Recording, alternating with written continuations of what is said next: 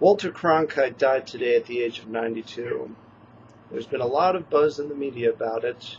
I can scarcely go onto a single news website without seeing a big article of it with a big glowing picture of him from somewhere between being the age of 80 and 90 talking about it.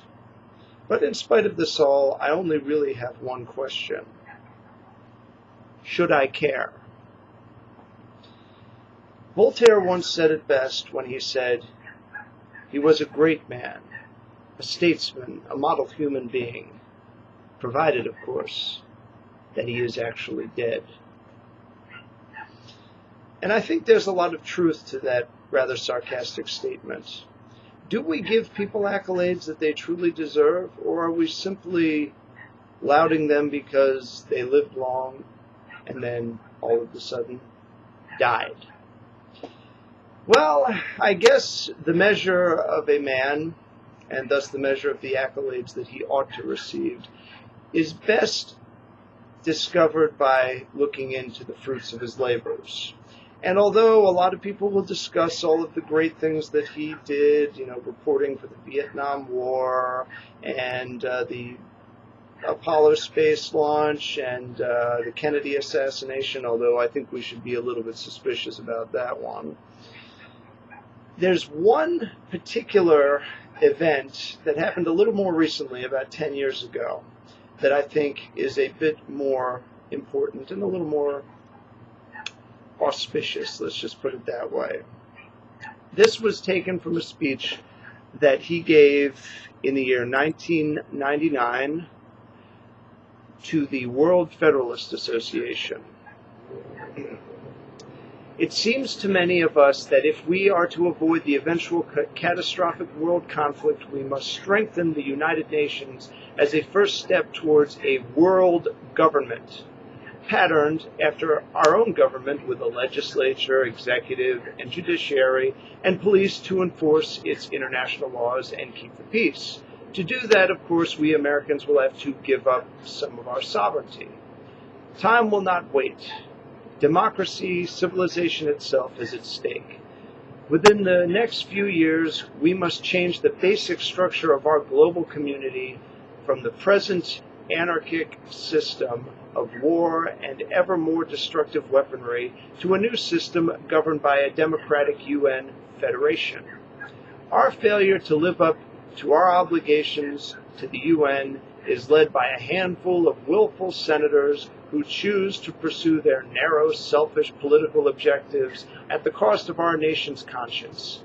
They pander to and are supported by the Christian coalition and the rest of the religious right wing. Unquote. The problems with this speech are threefold, and they are thus a jab at anyone of a particular persuasion, most of which who fall into this persuasion are truth seekers, or at least that's what I would call them, and a good many of them are subscribers to my channel.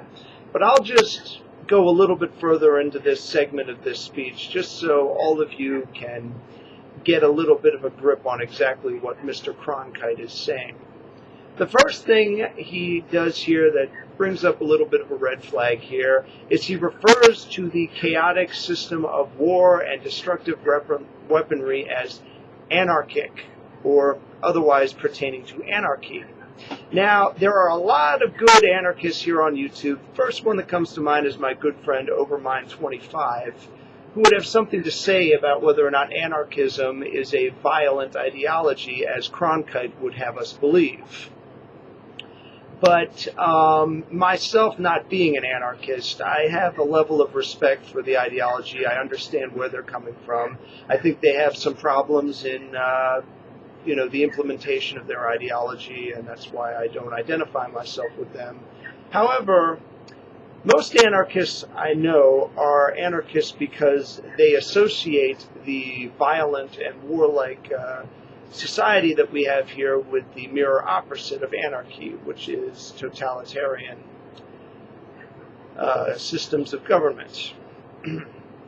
Now, the other thing that he mentions here is that the opposition to the UN, or de facto that's what he's stating, is basically made up, the opposition is made up of people who are either Christian coalition types or otherwise members of the religious right. So those of you truth seekers that are atheists, who are maybe not conservative Christians or Christians somewhat, who are Jewish, who are Muslim, or who are some of the many other religions out there, if you have problems with the UN, I think you should take a little offense to this. I personally do. I'm not a member of the Christian Coalition.